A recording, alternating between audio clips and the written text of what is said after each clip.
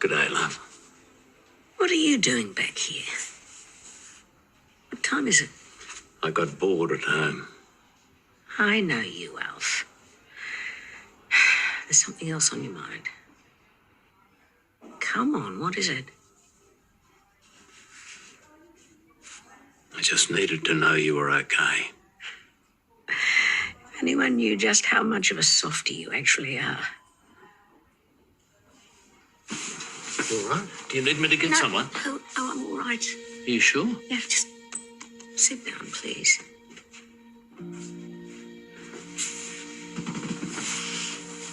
You know, when all this is over, you and I are going to take a getaway from Summer Bay and hospitals. Go down to Marimbula. Just the two of us. Sit in my back garden and listen to the flaming gillards chatting away. I'm going to get someone. No. There's no point in getting anyone. We have to face the facts. This is how it is now. Come on, please, just sit with me for a minute.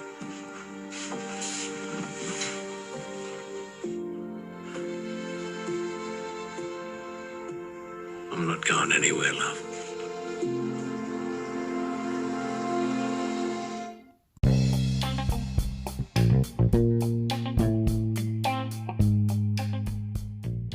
Hello and a very warm welcome to you all. Thank you once again for joining us for another episode of Coastal News, an unofficial home and away podcast, Season 2. Your headlines this week: Cash tries to convince Flick to visit their father's grave, but there are big differences. Alf attempts to get through to Marilyn seem to be waning when she agrees to get help. Third wheel Theo lands himself in hot water. Dean continues to push everyone away and bury his head in the sand, and Martha is transferred back to Northern Districts, but Rue and Alf cannot see eye to eye on her treatment. Don't forget as well to stick around for your first look, a sneak peek at upcoming episodes of Home and Away on Channel 5 and 5 Star right here in the UK. As always, you can like, subscribe, follow this podcast to ensure you don't miss any future episodes, and of course, join in the conversation with us online at Coastal News Pod. Now that's all sorted, let's get on and do this.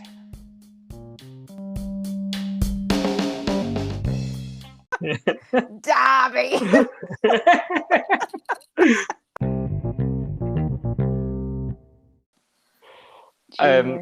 How are you? You know, I had a good week, up to date on Homers, all ready for another episode. Yeah, definitely. Fellow co-host Sophie here. The better half, I would say. I don't think so. Well, we're good to go. I just want to, before we sort of get into all of this week's drama, because I thought it was, the other week when we said this was such a good home and away week. Yeah. You know, and it was like happy and sad and had every element. I thought we had another every element week. We did, yeah. Did you? I thought it was really good. And again, I think we've seen everybody this week, haven't we? Yeah. What is this all deliberate? What's changed here? I don't know. I guess during the pandemic, when they were filming originally, they were being more, safe, weren't they? I think they were reducing the cast down on who was actually in the episodes, but I feel like lately everybody's been on a whole episode.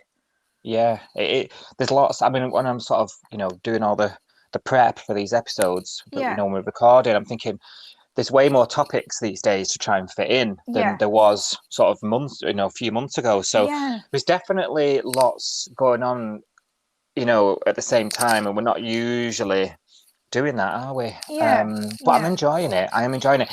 I was someone online was talking about how none of the stories were really catching them. Like they were like,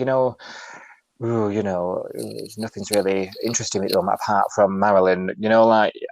Someone was saying it was a bit flat, the show, and I was thinking, I think it's great at the minute. Oh, I'm loving it. Yeah, there's a few storylines that I'm getting wound up by, but I think you're meant to be, aren't you? You're meant to be getting cross with Theo, and you're meant to be getting bored of Dean. I think that's the point. And that's why you have your favourite soaps, right? Because you have all these opinions and feelings about all different things, don't you? Yeah, and it gets you talking, and Like, gets us talking. Gets me tweeting. So yeah, I thought it was another one of those weeks where we had everything. Now, first off, out of the starting blocks was this whole Cash and Flick thing, because you and I touched on, didn't we, about them, because there was sort of this amends that was sort of made between them. Yeah. After he didn't believe her about, the attack. Yeah. Several weeks back now. And then there was this weird sort of period afterwards where she was sort of avoiding him. Whenever he tried to say hello, she was like, "Sorry, you gotta go." Yeah. So for me, for a couple of weeks now, I don't know about you, Sophie, but that's sort of been like, what's going on here? Yeah. Of course, then we find out, don't we? Well, he seems to have this effect on women, doesn't he? Because it was Jazz first. She was doing that. I'm off to work. Bye. And now, his sister's doing the same thing. So bless him. I don't know. He seems like a nice guy, but a bit clueless with the ladies. Apparently. He does, doesn't he? He's a bit like, yeah, I see what you mean there. And he knows in this instance with Flick in particular, he knows that it's about the upcoming anniversary of their father. Is it their father's death or their father's funeral? I think it's the day that he died, isn't it? So then we find out, because Jazz says, "Oh, why is Flick avoiding you?" And he goes, "Oh, she always does this at this time of year." And he says something about she used to take off. Like, this is the first time she stuck around. Yeah. And normally she takes off. Yeah. Yeah. And then they have this sort of moment where Tane sort of says to her, "This isn't working." Yeah. Isn't he nice when he's in a relationship? He was so nice with Ziggy. Do you know what? I'm proper in love with him again now. I had to dream about him the other night. Oh, do tell. Or is it a bit? Have I got to put a rating on the episode here? It's not R-rated. It's just lame. It's just a really lame dream. It was so awful. It was like it made no sense. So I was in this house and I didn't know whose house it was. And I was there with Tane, as in the character Tane, but I was me. So I wasn't playing the character. We weren't in a show, but he was just Tane in the real world for some reason. And then he was sat on one sofa and I was sat on the other sofa, and I was scrolling through my phone. And I was on Instagram and I was laughing at some videos on Instagram. He was like, "Oh, what are you laughing at?" And I was like, "Oh, it's this guy called Ethan that I follow on Instagram." Oh my God. So in this dream, Ethan, the guy that plays Tane, and Tane we're two different people. And I was talking to Tane about Ethan, and I was going, "Oh, he's so fit," and like, with proper gushing. I was like, "He's really fit and he's really funny and he likes playing the drums," and like just proper gushing over him. And Tane came over and he was looking through scrolling through the account. And he was like, "Oh," and he got really he got in a hump with me. And he was like, "I can't believe that you fancy this guy. He's a proper tool." And all this stuff. And I was like, "What? Why?" And he was like, "Oh, he just looks like a proper tool. I had more respect for you than this." And then he like stormed out of the house. And then my alarm went off. So I have no idea. I don't know how I know. It's so weird. It sounds like you could be in some form of domestic relationship here with old Tane. I think it was definitely friend zone. I don't think there was anything romantic going on, unfortunately. But I was obviously in love with Ethan in the dream. But bizarre. But yeah, he didn't like Ethan at all. How weird is that? And you know what? It was the night that I messaged you, and we were talking about him. There's a clip on his Instagram of him playing drums to the Home and Away theme tune. I don't know. I was going to ask. I was going to ask if it was that one that night. It was that night. Yeah. So I'd obviously gone to bed thinking about it, and then I had that dream. Like, so weird. Your subconscious playing out. Yeah. Do you know? If Ethan ever comes across this episode, he's probably going to feel okay. He's going to take an AVO out on me. I mean, firstly, hello, and secondly, your number one fan here, even in her dreams. You are all the men of her dreams. IRL or character. Yeah. I know. Oh, it's so weird. Funny. What does your brain do when you're asleep? Seriously, how does it come up with this stuff? I mean, we're going Freudian here, aren't we? Not good. But yeah, well, each to their own. Yeah. Sophie, You know, it got you through the night, It's right not- to your alarm. It's not What's the wrong with Tane that? dream I would have, you know, if I managed to speak to the Sandman and said, bring me a dream about Tane, it's not the dream I would have chosen, but it was No. alright. We'll settle for now. It will do, You know? yeah. It was better than no Tane. Yeah. So Maybe more will come. yeah. Maybe more will come. To be continued. Well, isn't he nice? Well, we was saying how nice he is, like, you know, and he sort of pushes Flick, doesn't he, to sort of go to Cash and be like, Yeah. speak to him about it, you know, because he finds, obviously, she tells him the real reason why she's avoided him at that point. Yeah. And she does stick to her guns, doesn't she, at that point? Yeah. Is it only when, because she doesn't go with him, does she? But she sort of says to him, do you know what? I'll come with you. I'll do it for you. It's after she speaks to Jasmine, isn't it? Yeah, Jasmine poked her nose in again, didn't she? And she said, "Oh, I couldn't go to Robbo's grave when Robbo died." And then Nick was actually I quite like her. She's quite flippant. She does kind of say what's on her mind, doesn't she? So she was like, "Oh, let me guess," and then you got over it, and then you lived happily ever after, and all this stuff. And I was like, "Whoa!" But yeah, I quite like her for that reason as well. She's a bit of a loose cannon, isn't she? In that respect, you don't know what she's going to say, but she got a doesn't loose tongue. hold back. Yeah, but I like it. It's Yeah, I do. That's better than her sort of, you know, bottling it in. Yes. Yeah. And she's quite direct with her demand. She's like, "I'll go with you, Cash. Yeah. To the grave if you investigate." Yeah. His death. So they've got a different opinion about what happened to him, haven't they? So she thinks that he was murdered and it was all covered up, and he's like, "No, it's, you know, he took his life, and you need to get over it. You need to come to terms with it, and put this, you know, crazy conspiracy theory behind and all this sort of stuff." So yeah, we don't know, do we? We don't know. Well, no, not at this stage. I wonder what's going on here then. Yeah, very odd. Obviously, there's a big story here that is sort of them out a bit. I'm not sure whether this was necessary, if you're asking me. Yeah. I think the story of, you know, we've already sort of established that she was quite badly affected by the parents' death, and you know, they obviously only had each other, and that's this dependency has arisen between the two of them, hasn't it, in some way or another, and that's made them so close, and that probably explains why they're so fiery, because they've got this close dependency thing going on. But did we really need another element to that where she believes he was murdered? So there's obviously ambiguity about what happened. Did we need that, do you think? I don't know. I guess it depends where they're going to go with this storyline. But when he went home to look for her when she went missing, didn't he? And he's gone home now, and we're not seeing any of that. So it's not like they're filling in the blanks for us yet. So at the moment, we don't really know what's going on. It's a bit odd. Yeah, it's just popping off, isn't it? Yeah. Is it far? Has it been explained how far away it is? Is it a few hours away or something? I can't remember if it's been explained. I can't remember. Yeah, I don't think it's nearby, is it? I think it is a drive. But yeah. These are the kind of details we need, you know what I mean? Yeah, to try and fill in these blanks. Yeah, there must be coming to a storyline with it. Otherwise, why, like you say, why would they mention it? It doesn't. Yeah. Who knows? It's a bit odd, isn't it? Yeah. But yes. So he then sails off, doesn't he, in the car? He does. Yeah.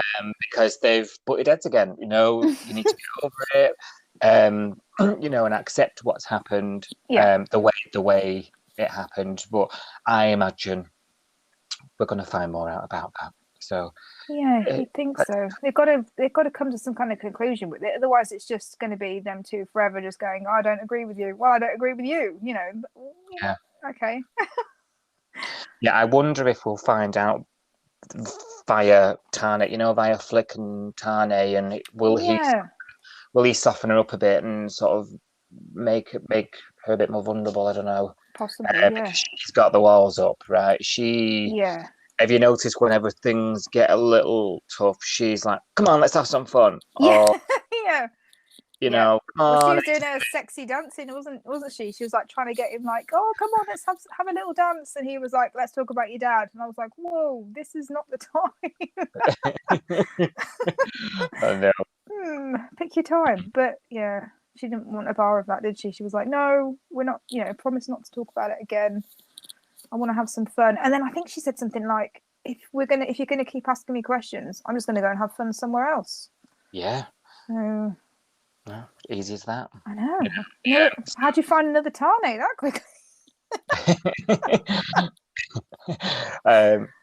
But you're right. You're right to bring that up because that's the way she is sort of a coping mechanism. It's her way of just getting on in it, because she's probably sort of pushed everything else down. Yeah, definitely.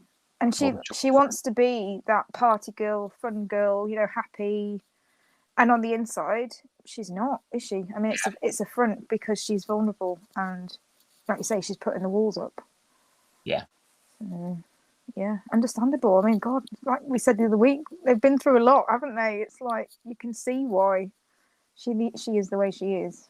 Yeah, 100%, 100%. And more's going to come out, I think, in the coming week. So we'll keep our eyes and ears firmly perked for that one.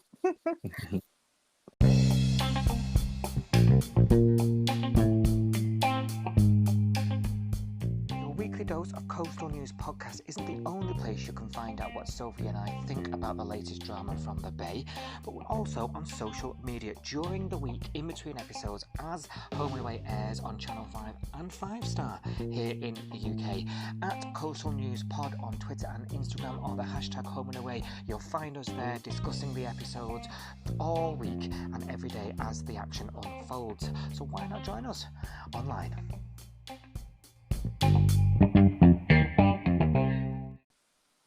We'll briefly mention, Matthew, I didn't really want to cover this too much this week because we probably did like 30 minutes last week on it.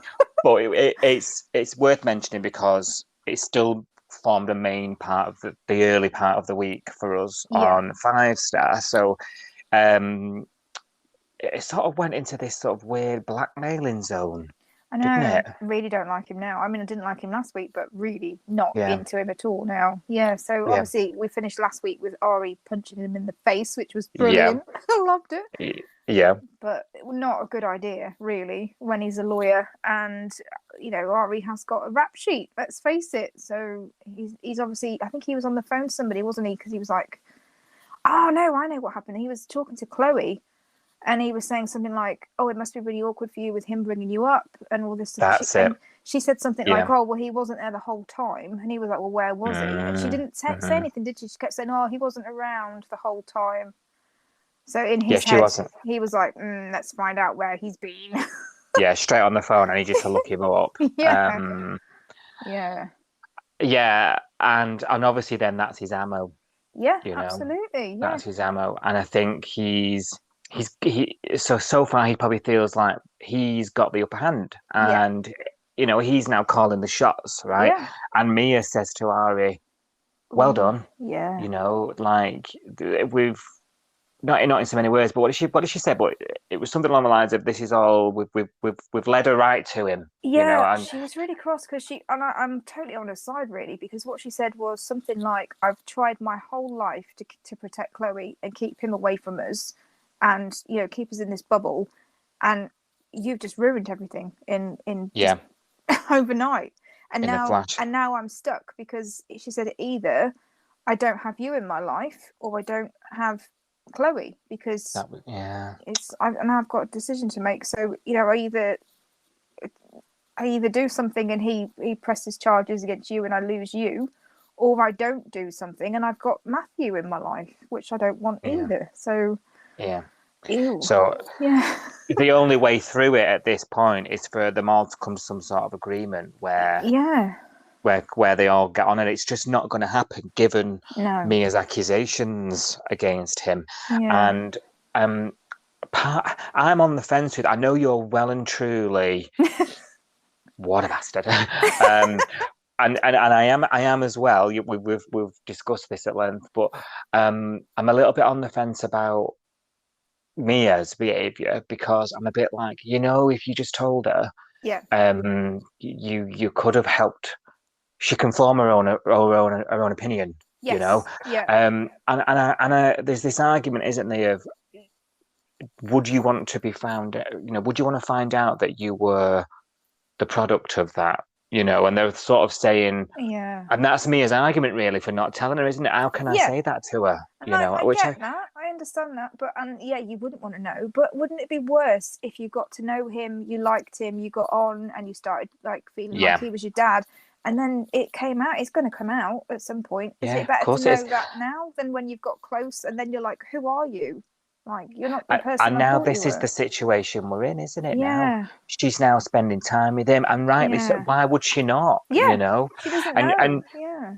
She's given her an opportunity. She said, "Look, you know, unless you say anything, what other reason have I got?" She asked her outright. I think it wasn't this week, was it? It was like last week sometime. Yeah. And you're thinking, if you don't tell her, how can you blame her for wanting to see him? And you know she's told her nothing, and I think we covered it last week. But because she told her nothing, Matthew's rewritten the whole script, hasn't he? And said, "Oh, we were just young, we were just stupid." So she thinks it's that. She doesn't know the full picture. So you're right. How can she possibly make an informed decision? Yeah, you're right. I think you've said that a couple of times, that he's in charge of the narrative. I think you put it as, didn't you? Yeah. You know, and at the moment they're letting that happen for fear of Chloe's reaction. And actually, as much as we love them, Chloe and Mia just need to sit down and have a chat.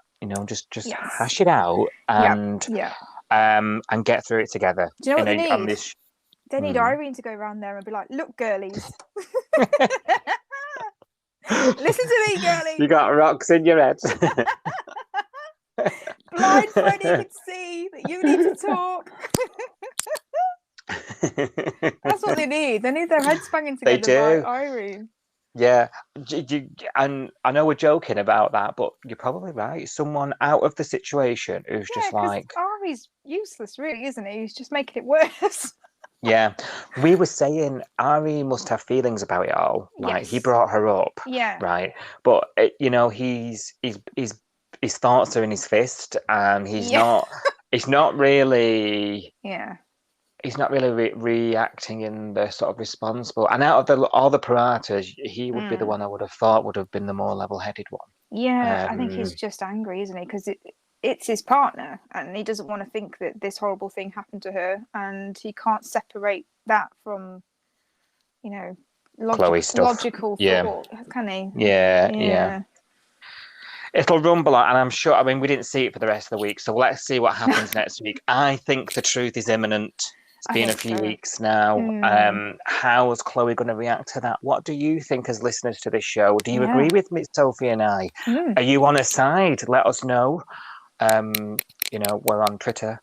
Let us know at Coastal News, because that would be, we love hearing your thoughts. Yeah. We love chatting all things home anyway.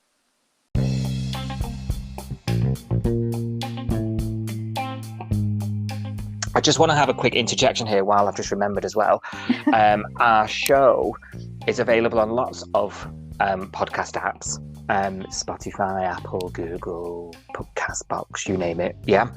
But also this week, we are now appearing on more. Been doing a bit of homework. Yeah. Oh. We're now on Player FM, which we weren't before. Player. Yeah. I like that. And also now on Amazon Music and the Audible app. Look at you. I know that was a bit more complex, but we're there now, and I've checked it and it works. We're there. Amazing. So if you prefer one of those apps, and from wherever you're listening now, find us on there, follow us, and you can catch your latest episode.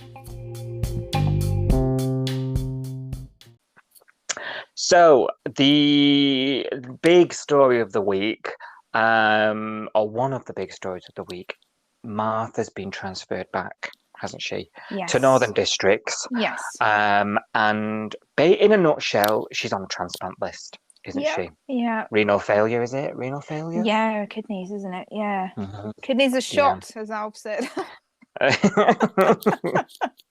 Just laugh. It's very serious, but I just love the way they talk. I know. Stone of flaming crows. I know, right? So they've all been tested. She's come back to Northern Districts to be closer to the bay, so people can visit her, and be with friends and family. And except one of her runaway sons is like down in Marimbula gardening or something. I wonder if he visited her in the city. Desperately trying to stay sober. Oh, we're off already. We're off already. There's so many things I wish we could see. You know, if there was just like a little spin-off. I'm just like I've just got visions of him in an allotment, like. Oh, I can see it. Like Mr. McGregor, love it. So she's come out. She's going to have a dialysis at Northern Districts, isn't she? Where everyone can be around her. And I think she looks less like someone in need of dialysis and more like someone who's had a glow up. Like, yeah, I know. They're all done up. They look great. She does look good for someone who's like, on her deathbed. Yeah, it's odd, that, isn't it? Very odd. I think so. But they want her to come home, don't they? So then Logan, again, experimental Logan, is touting home dialysis or something, isn't he? So he was like putting that in their heads, and now Alf's determined that she should come home and they can look after her. She's reading the pamphlet. Yeah. Yeah, you're right to call him that, experimental, because we were talking about he's in trouble at the minute for not following things. I mean, this sounds like a legitimate thing that can happen, but straight away Rue's like, you're not really thinking about this through, are you, Dad? It's going to be if she really is a renal failure, she's really, really poorly, and then having somebody at home that you've then got to look after 24/7. And when you're is it a septuagenarian? When you're 70 something, he's an old guy. It's gonna take a toll on him. Emotionally, physically, all of that stuff. And Rue's obviously, does she work now? I don't know whether she works. What does she do? What does Rue do? She's supposed to work at the school. Yeah, that's it. Did she go doing lecturing instead? Actually, was that before the school? And she was doing party planning. She's done all sorts, hasn't she? Yeah. Event planning. I think it's whatever. She does something. Covers the odd shift at the bait shop. So she's not going to be there the whole time because she's, doing whatever. So it's. No, you're right. It's a big decision, and I think he's just hell bent on. Yeah. I need her home, right? I want to be with her. I need her home. Yeah. I think we'll come on to Marilyn in a moment, but he's obviously left her early in the city because. He rushed back from Maryland for some reason, and I think there's a lot of him that's feeling a bit protective and a bit. I think if you cast your mind back to when obviously we were going through all her mental health stuff, the same sort of thing was there. It was like, I need her home, I need to be with her, and so it's that sort of mentality, isn't it? Just I'll do anything. He's not really thought through of the logistics. Rue does seem to get through to a little bit later on, where she sort of says, "Look, when he had the bag, and he brings the bag out and he's taking it there, and she's like, sit down and talk about it. Like, how is this going to work?" So she does sort of get through to him a teeny bit, I thought. Yeah. But it doesn't really change the outcome, does it? Really? No, not really. And I think that with Mr. Stewart, when he gets scared, he gets very defensive, doesn't he? And he's quite difficult to talk to, and he does get a bit snappy with people, and he pushes them away. And it's not that he wants to do it. I think he genuinely just is terrified. He is. He's a classic, man. He doesn't want to show his emotions. Yeah.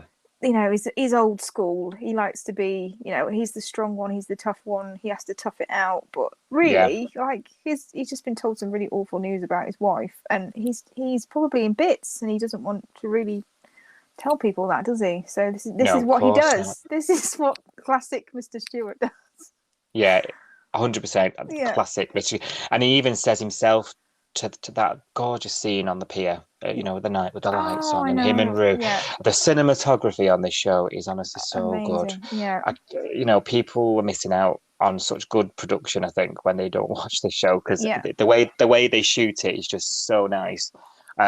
Scenes like that are just dead fuzzy.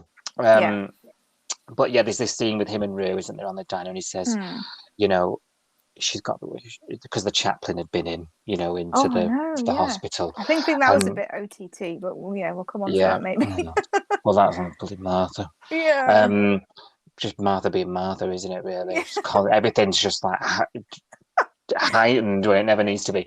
But yeah, and Rue sort of says, "What was this chaplain thing all about?" Then and he says, "She's planning her own funeral. Your mum's given up." Yeah. And she says, "We need to go along with it because this is how she's coping. Yes. This is how she's Yeah. getting through the day." Yeah. And he just sort of says, I'm scared, Rue, And it's at that point there's this real sort of Yeah. you sort of feel from Alf that he genuinely now thinks this I really could lose her, Yeah. Yeah. And I think up until that point, I don't know if it's because I've said this before about sort of caring, not really caring as much enough about Martha and Alf as a couple. Yeah.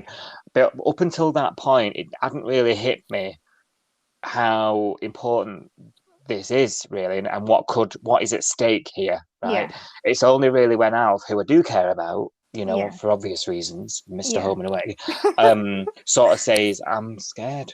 Yeah. And that was, I'm going to be honest, that was the first moment, and I thought, "Oh, Yeah. this is serious, really." I think I was the same because I love Mr. Stewart, so I'm so worried about him leaving the show. So when Martha got ill, I was like, I'm not really that bothered. It's fine. It's just Martha, but it's not the Martha storyline that I care about. It's Alf being upset and having to see that, and I cannot deal with that. Yeah. I still remember Alistair dying. I'm not over that yet.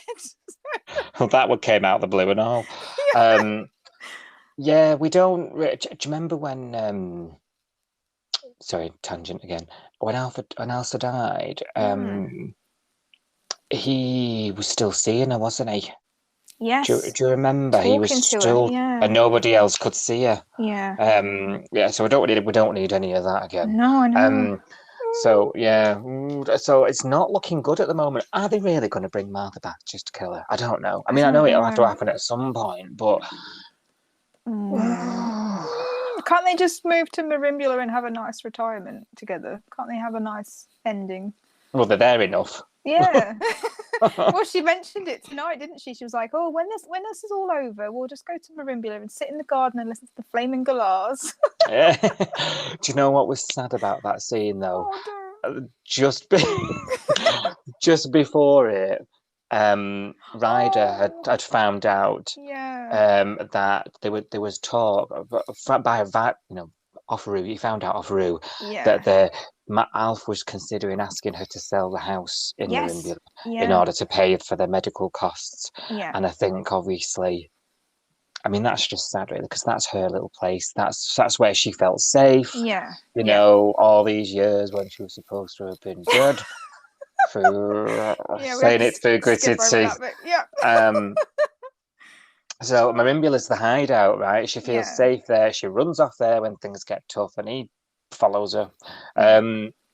So it'll be sad if you. No, I suppose we were talking about soaps and society. This old people, you get to a certain age, don't you? And then suddenly you've got to start selling your life in order to pay for your medical care. Yeah. And that's because of how expensive medical care is, and when you get old and you need help, people have that's a real reality for a lot of people. Yeah, it is. And it's not fair, is it? It's not nice. No, it's not. No, you work all your life for something, and then you have to sell it to keep your life going, don't you? Yeah. It's nuts, isn't it? Yeah. And Ryder then takes it into his own hands. I know, bless him. The last thing he wanted to do was team up with Theo again. Toxic Theo. God, I'm really, really cross with him this week.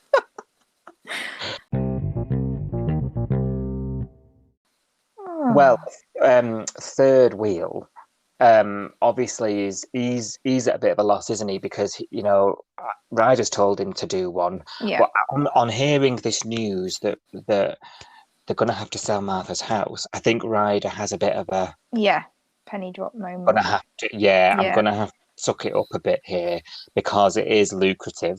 Yeah. Don't ask me how, because I wouldn't watch it. I know. Did you see the scene where Mac was like, "I can't believe you make money from this," and I was like, "Neither can we." Nobody can. Nobody can believe they make this much money from doing this. It's unbelievable. Literally unbelievable is the word. Cannot not to be believed, right? But nevertheless, it's a just go with it. We've said this before. It's a just go with it. It's a Jenny Aniston. Yeah. He's back in with Theo. He doesn't want to be, does he? You can tell. Yeah. He just needs the cash, and he knows that that's the best way to get it fast, because Mac tells him that. She's she's looking at it and she's like, well, this is the easy way to make the money. Yeah. I did like that scene where they were talking at Salt and Mac was over here and she was like, half the population are women. Yeah. I'm the businesswoman. She proper sash. She was like, Yeah,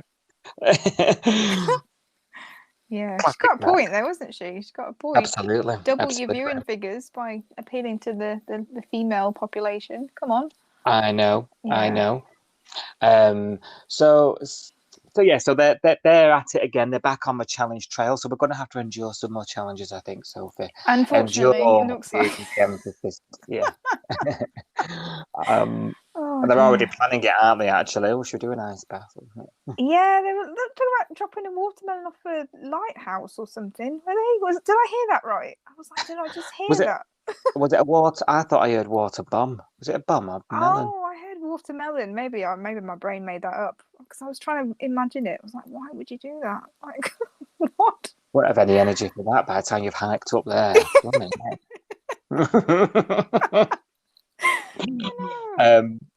And Theo is in hot water as well, because a couple of days before he's stolen the Palmerise, trying to go solo with the whole video thing, and it's not really worked, has it? No. And wasn't he awful on that video? And he's like, Chloe, Ryder, I kissed your girl. He was horrible through the whole episode, and afterwards as well. I was even more annoyed with him when he got found out, and he was just giving the back chat to Justin and John and going, oh, what did I do? What's wrong? Chill out, calm down. I'm a good driver. Nothing happened. No one died. And they're like, no, you stole the Palmerise. We could shop you to the cops.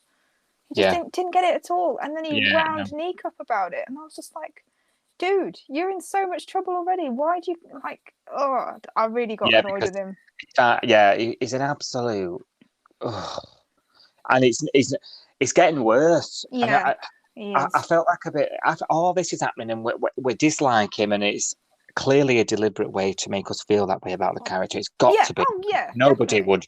Nobody's going to feel sorry for him. No. Yeah. Surely not. No. So we're supposed to feel like this. So I feel like perhaps we're going to go on a bit of a redemption type storyline, and learn to love him. Maybe, I don't know, but John's ticking him off. He then starts a fight with Neek, and nearly gets Neek's sacked from his new position as a liker. Yeah. I mean, Neek's just as bad because he's reacting the way he is, and just I think I posted it's just two knuckleheads fighting again in a circle. Are we really that fussed about it? I don't think so. But if you forward a bit later in the week, I think we're supposed to start getting a little bit of sympathy for him, because Justin's got this plan, hasn't he, to teach him surfing, take his mind off it, distract him, and hopefully he'll just move on to the next thing and forget all about it. Yeah. Right.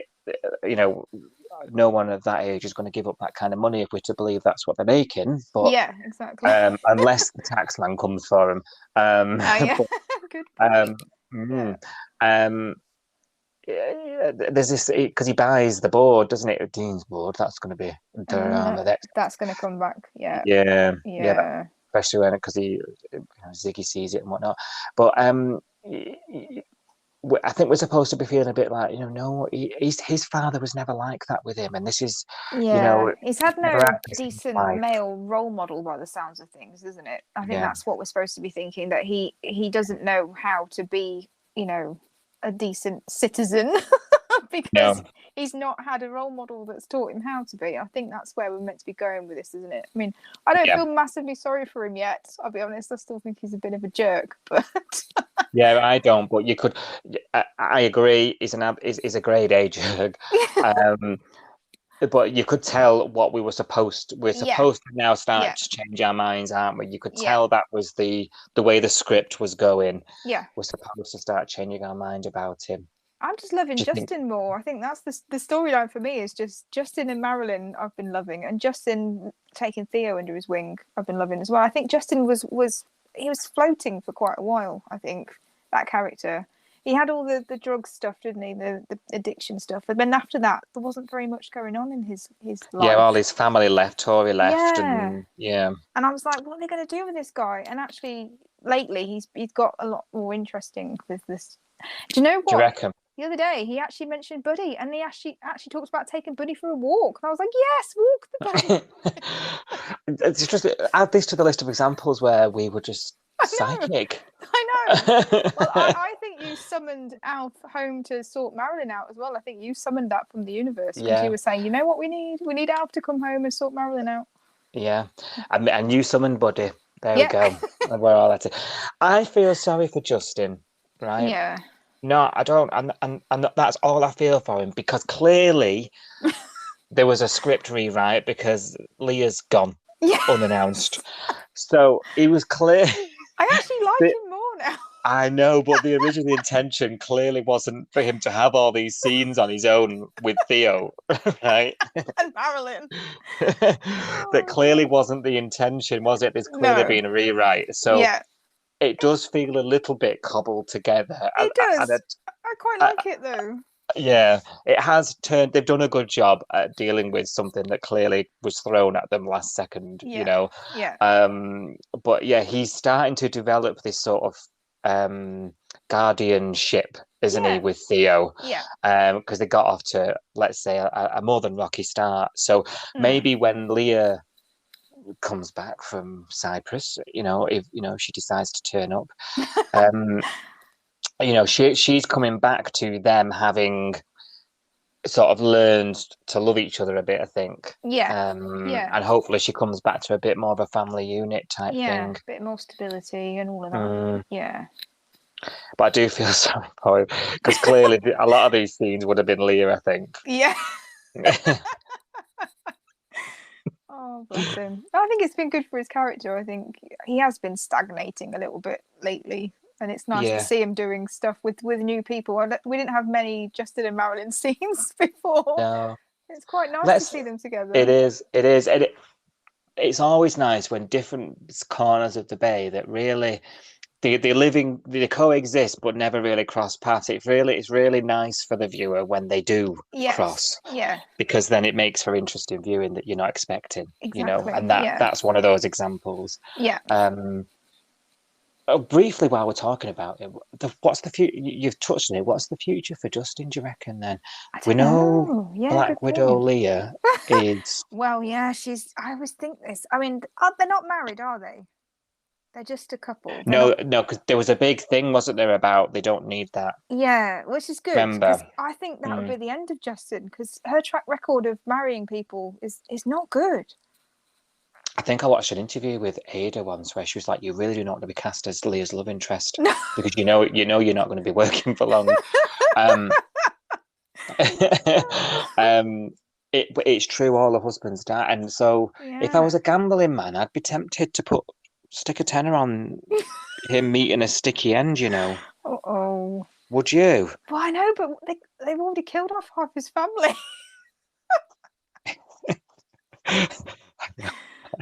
It's not good. Oh, I know, but maybe if enough time passes between now and then, we'll all forget that. I don't know. Yeah, true. I don't. They need beefing out, right? So the Morgan house has now sort of morphed into Leah and Justin's house, hasn't it? Yeah. In that, because Leah's not had a house since Hunter burnt hers down, which I've always felt was which was years ago. I've always felt Leah needed a set. She needed a house. She needed Oh yeah, she needs a kitchen. That grounding. She needs a kitchen, doesn't absolutely. she, to cook her food in? Yeah, definitely. Absolutely. She needs that home. She's very homely, isn't she? Really. She is, and for years we've had her sort of not sofa surfing, but like lodging with people. She's not really felt like she's had that place, and she was with, she was in the Summer Bay house at one point, wasn't she? Before she moved in with Morgan, the Morgan. So it's been a really good way of getting Leah back into her own set, hasn't it? Really, which I do like, and I'm grateful for them doing that for us. So, do you think now we just need to beef them up? Yeah, I was going to say, do you think they're going to be there's always one couple that takes in all the waifs and strays, Yeah. Do you think they're going to be the new waifs and strays couple? Yeah, will they foster? Will they? Quite possible. Well, they've got. Well, they're doing it already with Theo, aren't they? Yeah, exactly. I mean, he's family, but do you think there could be, because the caravan park has always been a waifs and strays. Irene's house, and then Palmer and Marilyn when they lived together. So there's always that storyline, isn't there? Maybe it's going to be them. Maybe they're the new kind of. I don't know. Yeah. You might be right. That might be one to watch. We'll keep an eye on that. This is another psychic premonition. Ooh, spooky. We'll claim this one when it happens. Remember the episode title, because it'll be like 12 months down the line.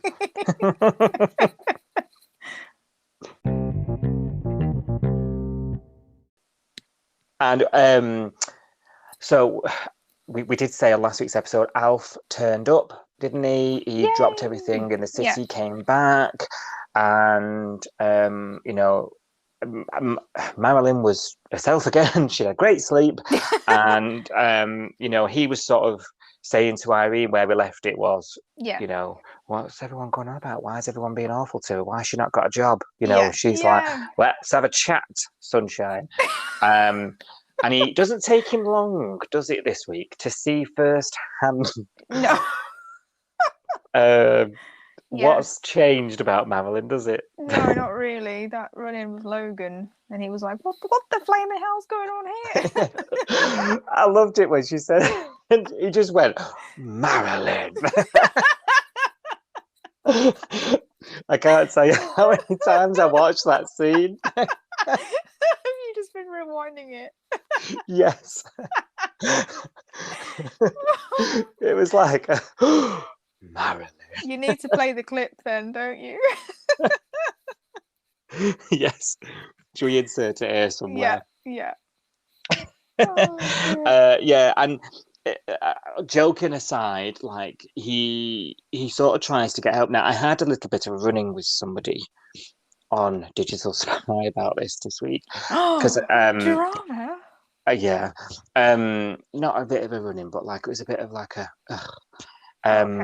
because I sort of said when he initially came back, he was very Alf, right? Yes. Yeah. Because there was a moment where he brings obviously this all happens, this funny scene we've just been laughing about happens. He then says, we need to sort her out then, like let's get her fixed. And he brings Logan to the house. Oh, that was silly. Yes. And obviously she's absolutely mortified. And she says, doesn't she? She says to him, all my friends have abandoned me, and now you have too. Yeah. That's what she said to her. And I just thought, oh my dear God. Because she was saying, this is the one place I feel safe, and you brought the one person here. How did she say something like, I thought better of you, Mr. Stewart? I thought. Yeah, she was really hurt, wasn't she? And I think that was like, ouch to him as well. I thought she was going to call him Alf at one point. I thought, oh gosh, it's going to kick off. She's never done that, has she? I don't think she's No, it's always Mr. Stewart. I always feel like I should call him Mr. Stewart. I feel weird when I call him Alf. Yeah, he's Mr. Stewart to us. But yeah, so where was I going with this? What was I saying? So the Logan, she'd had the to-do with Logan, and Alf had seen it. This is it. Yeah, so I had said on Digital Spy, this was very Alf of him. A little bit guns blazing, a little bit like, I know best. Yes. Not in like a he's a tornado. Not in like absolutely. And it's his demeanor. There's an expectation when Alf's in the room, isn't there? Yes. Whether it be an age thing, it be a knowledge thing, or what have you. Yes. There's an expectation when Alf's in the room that we all follow Alf. Yeah. You know, Alf knows best. So obviously, that's all I was saying. You know, I was like, you know, Alf went it round. It went about this whole thing a little bit Alf. You He know, did. and it was He it was Alfed it. that yeah. He um, totally did. he did absolutely, and it was that moment where I think he realised, oh, okay, Yeah. I've made a bit of a boob here, kind of Yeah. thing. Yeah. Logan immediately backs off. He says, right, you know, I'm ready when you are, you know, no Yeah. problem, you know, Yeah. you know, and because he knows this has happened a few times now. He scoots, and He's had like 4 run-ins with her already with different yeah, people. Come and talk to her, Logan. Why did he agree to go back? no idea, because it's Alf. He Alfed it. You have to. You have to. If Alf tells you to, you have to do I it. know you don't say no, apart unless you're Marilyn. So I thought, and then there's this scene where, and he just turns around, doesn't he, and he says, "Look," because he's realised, and he just says, Yeah. "You know, I've dropped everything. You phoned me. Yeah. I've dropped everything, and I'm here. Yeah. So don't tell me." He didn't say this in so many words, but this is what he meant. You know, don't tell me that I don't care. Yeah. You know, like I'm here for you. Like, and my wife's Yeah. dying, as we now know. So, you know, I thought that they were quite powerful scenes. I thought, and I just thought, yes. So someone basically said to me, you know, whoa, you mean he was being Alf by being caring and listening and empathetic and, you know, all the great things that Alf is, that we all know Alf is, you know. Yeah. And I was saying, I wasn't trying to say that. I was saying, yes, he was all those things, but initially, Yeah. bringing Logan there was a bit Alf. It was You know, so Alf. Yeah. This yeah, is what he does though. He comes in like a tornado and he's like, right, I've got an idea and this is how I'm going to fix it. This is my I'm Alf in it. And then, you know, that normally backfires depending on who he's doing it to. And then he gets softer, doesn't he? And he changes his yeah, tack and he goes, okay, look, I'll come down to your level. I care about you. This is a problem. I've always been here for you. I wouldn't lie to you. I wouldn't make this up. You know, you can trust me. I've dropped everything and I've come running back to you. This is what I do. Why would I do yeah, that if I didn't have your best interest at heart? yeah, So he tried the, you know, do it this way thing. That's what he does. And then he always goes back to the softness. I think Martha said something like that to him in the hospital because she woke up and he was sat by her hospital bed and it was like the middle of the night or something. And she was like, oh, what are you doing here? And he was like, oh, I'm bored. And she said something like, I know you, something's on your mind, you know. Basically like cut the crap out. yeah, Tell me why you're here, tell me what's wrong. Because level with me. yeah, he does have that bravado thing going on, but underneath I think he is a massive softie. Yeah, he is. I think that's one of his big character flaws, traits, whatever you want to call it. Yeah. In that he's of a certain generation where you make do amend, you put up with it, and you crack on. You paint a smile on, you crack on. He's from that war era, isn't he? That's him. Yeah. But he is. You chip away at it, and under the surface is this big, soft bear that does have the time for anyone and everyone. I completely agree. Yeah. We're fans, clearly. But I just felt a bit, and this is why we love chatting about the show, right? This is why we make this show as well for people to listen to, because it's really interesting to hear different opinions, right? Absolutely. And to bring fans together, even if you don't always agree. So this is why I've loved talking about this show for years, really. But yeah, I just thought it was interesting how you're watching the same scene but taking something completely different from it. It's really, really interesting when you hear another perspective. Yeah, definitely. And it's the whole Riverboy saga again, isn't it? I mean, everyone's got an opinion on a character and who they think they are, and it's you kind of when you relate to a character, you relate to the things that you are, you know, that are familiar to you, or that that they either represent you or they represent someone that you know, or you can have empathy with them or whatever it is. And that could be different for loads of different people. It can be 100%. You can relate to somebody in different ways depending on your own backstory and all of that. And you can sometimes look for certain things as well. In a character. And that's why people watch soaps for years and years and years and years, because you pick out bits of people. And like you say, you've got different, because a character like Al, for example, if you just looked at him at a surface level, he's a grumpy old man. He's a bit stuck in his ways. You know, you would probably think he's a bit like conservative and a bit, you know, thinks he owns the town. Exactly, and he is the boomer generation, isn't he? And a lot of people, you know, they say, "Oh, boomers," and they roll their eyes and that kind of thing. And he is a bit of the boomer generation, but there's lots of. He is an onion. There's lots of layers to Alf, and that's why I really like his character. Because he is one thing on the outside, and then he's like 100 things underneath that.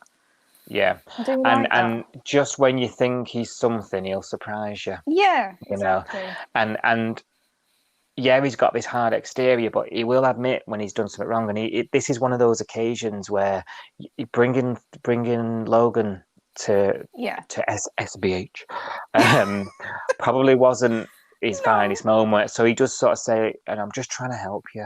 You know, I thought that was the best thing to do. I'm here. I dropped everything, and I'm here. I was here within the hours of you calling me. You know, he must think a lot of Marilyn to do that. Well, she's family. He literally says that, doesn't he? Because I think she starts to feel guilty because at this point she doesn't realise how ill Martha actually is, and then she hears Rue and Alf, you know, talking about that she needs a transplant and that, you know, her kidneys are shot and all of that. She heard that conversation. And then she goes to Irene, doesn't she? And she says, "Look, I feel guilty because I didn't realise how ill Martha was, and I made him come home to me, and now I feel horrible." And all of that stuff. But then I think later on, when she goes off to the hospital with Logan, that I think Alf and Rue say, "Oh, we'll come and visit you." And she's like, "Oh no, you've got enough going on with Martha. Go and see if Martha's okay." And Alf says something like, "It's not a competition. You're both family." And it is a family. You know, they might not be related, but sometimes family is what you decide is your family. 100%. Sometimes you can choose your family. I think, and Home and Away's foundation has always been like that. There's very rarely been a nuclear family, 2.4 children. It's always been a mishmash makeup, and I suppose that's why lots of us have related to the show over the years. Definitely. And so I think it's a really nice way to put it. And Marilyn, then obviously, I like you say, after hearing this and speaking to Irene every week, agrees to she agrees to help, doesn't she? And she agrees to go to hospital. Yes, finally. Although I'm starting to love Marilyn and Logan together because they are quite catty, both of them, aren't they? So she says something like, I think he said something like, "I referred your case to a psychiatrist." Is it Professor Hughes or something they keep saying? Hughes. And she's recommended that you do, you know, you go into hospital, you have the treatment and you take the medication. And she's like, "Oh, so that's what you suggested, and that's what Dr. Singh suggested, and now this person's suggesting it." And I was like, yeah, maybe because it's the right thing to do, Marilyn. She's like, we'll see. She's funny. So funny. And then I think, what was the other scene that was quite funny? And then, I know what it was. So when she's coming out of hospital, after I was going to say that it's the other end. Yeah, I know what you're going to say. And she goes something like, "Well, you know, you've got to be right about something." Does it just say so? She's like, "What are you doing here?" Or something. Good luck with the tribunal. I know, bless her. And then when she went off to hospital, did you see her when Alf was saying goodbye to her? And she said, "Oh, I'll see you soon if they let me out of my straitjacket or something." Oh yeah, just kidding. There's been a couple of little quips like that this week. There was another one with Bella. Did you see when she phoned Ryder to ask for Theo's number and he put the phone down on her? She's like, "Hello? He hung up on me." But like, absolutely one of those scenes. I don't know who's doing this, but it's perfect scene. you know, like there's absolutely So no funny. context because obviously Bella's not got a clue about any of this drama. So she's like, why is it what? I thought that was really clever scene, That you was know. funny. It's been a And if few you funny lines. Yeah. yeah, if you missed that, if you listen to this and you missed that scene, you need to go and find it It's because funny. that scene and obviously the straitjacket comment. There's been a few this week, Yeah. but yeah, you're right.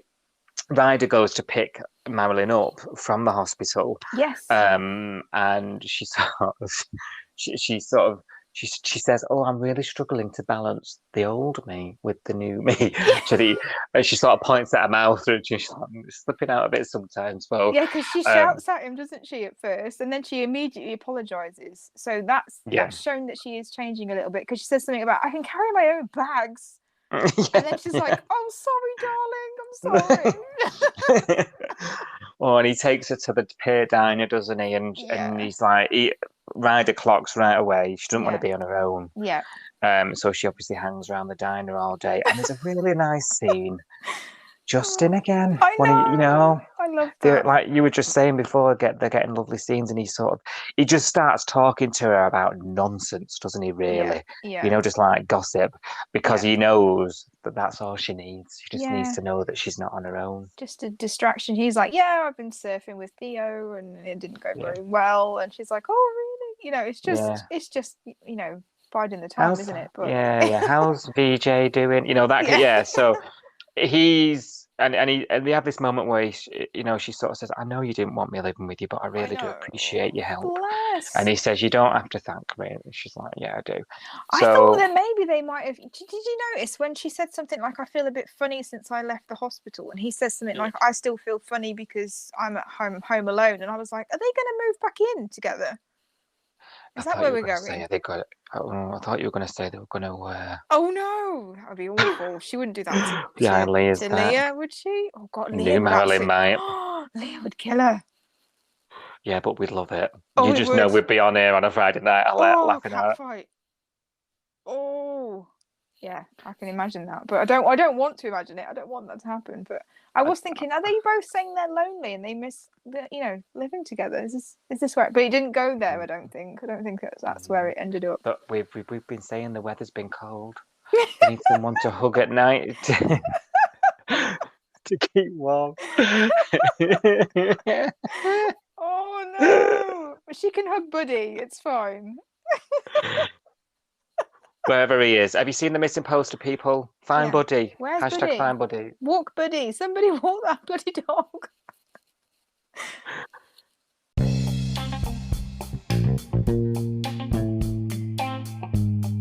Right, that brings us to the end of Home and Away this week, and what a week it's been! It's been I've loved it. I really enjoy the stories going on at the moment. Even Dino, which we have not really covered too much, but I'm willing to sit through it at the moment. Hopefully, he starts to recover soon. But yeah, I'm enjoying the show at the moment, and I'm enjoying making this podcast. As always. As always, we're gonna have a quick look now at our first look of the week ahead, where this is the bit where we sort of just do a quick read of the synopsis of this coming week's 5-star episodes, give us a quick sneak peek of what we'll be discussing next week. Are you ready for this, Soph? Go on then. Yeah, ready? I'm ready. So we go in straight in on Monday with episode 7707. Oh, just to remind us of our age. Oh, no. Ziggy challenges Theo to a contest to win Dean's surfboard back. Are we going to be getting quite a lot of Dean and Ziggy? You are a surfer. I don't want to surf anymore. You are a surfer. I don't want to surf anymore. Are we going to be getting some of that, do you think? Yeah, definitely. I don't know what's going on with Ziggy, because 1 minute she's like, just reinvent yourself. You don't need to be a surfer. Find something else to do. And the next minute she's like, of course you're going to surf again. Get over it. I'm like, which one? Doing a challenge to win the surfboard back. Which one? Bore off. I know. When Rue, me and you were just like, Next, when Rue delivers the news that she's a match. Oh, yes, that was at the very end of the episode. She's had the phone call, hasn't she? Yeah. This evening, that she's a match and Martha's going to be okay. But here it says Martha's reaction isn't as happy as expected. Ooh. Okay, wonder why. Just because she's Martha, maybe. She is a bit of a misery, isn't she? Yeah, she's never, ever happy. No, unless she's in Marimbula, but we don't see that, so... Yeah. So that's full circle to Kieran down in Marimbula again. Ziggy realises that her attitude towards Dean has been causing him grief. Yes, finally. After he turns on her. I mean, yeah, finally. But after he turns on her, he's been turning on you every day. He's been shouting at her for a week and a half. He's been shouting at a milk bottle making a brew. He's shouting at everything. The fridge. Yeah. He literally shouted at fridge. The only time he didn't really shout was having a beer watching football with Logan. Are they friends again now then, well, are they? They didn't shout because he said, shut up, you can stay if you don't talk. Weird. And then sort of Max sort of been a bit like, oh, I've had to share you. So they sort of implied that they were... An emergency ends up driving a wedge between Nico and John. What was I saying last week? What? Did I not say that there's going to be a point where someone's going to be drowning and Nico's going to be... I still think Nico didn't pass that test, you know. Uh-oh. That's so dangerous. John takes it very seriously, though. We saw that this week with the whole Palmerise thing, and he got really upset about you and your uniform. And I need somebody that takes the uniform seriously. I don't know whether John would compromise himself like that, would he? Yeah, okay. Maybe I'm just making a mountain out of a molehill. I mean, it would be a good story. It's not in keeping with what he's saying, is it? I know, but he's going through something, I'm telling you. It's just not as obvious. It's just not as obvious. It would be a good story, so I hope it is the story. While Cash is out of town, Felicity begins to spiral. No. Marilyn makes a drastic decision in avoiding... Let me start that again. Can't read. Marilyn makes a drastic decision in order to avoid losing everyone close to her. Oh. What could that be? I don't know, but I'm not getting good feelings about that. Yeah. No, that doesn't sound good at all. Drastic decision. What's she gonna do? To avoid losing everyone. So what is she gonna do? She better not decide to leave town. She's going to Marimbula. with that bottle of brandy from that she bought. Oh my god! Yeah. Do you know? Every now and then I do still think about that shopkeeper that got an earful down Yabby Creek. You want to serve me? Oh dear. The ever-changing situation between Chloe and her father finally ends up forcing Mia to the edge. Good. Get on the edge. Get on the edge, girl. Yeah. The edge of Stuart's Point. By any luck. No, I'm kidding.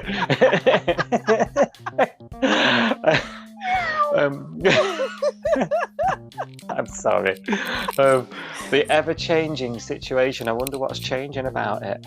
Maybe she's starting to see the real him, or because I don't know whether him are going after Ari and attacking Ari and saying, "Oh, he's a horrible person and he's a thug," and maybe that is making him think differently. You don't go after someone's stepdad, do you, and start saying he's an awful person. So maybe. No, maybe that. Could be right. Let's see. Well, we'll find out Thursday. Ari and Mia talk about their future together. Hey up. Oh. Fizzle watch. Fizzle watch. Ari and Mia talk about their future. We said it, we called it, didn't we? Yeah. Let's just hope he demands half of that stolen money back that he did time for, that she stashed in a lockup. Yes. Forgot Dark about horse, that. didn't she? Yeah. And Friday, episode 7711, Mia finally admits the truth to Chloe as the last-ditch effort. Right, okay. Yup. Leading the two to a tearful reconciliation. Ooh. Okay, so she obviously believes her mum takes her side.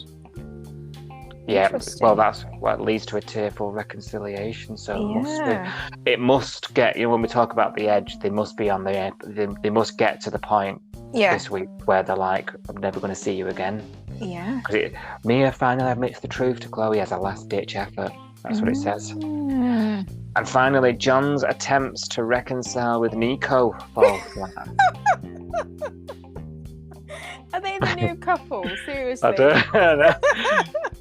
That bromance going on or something. What is going on there?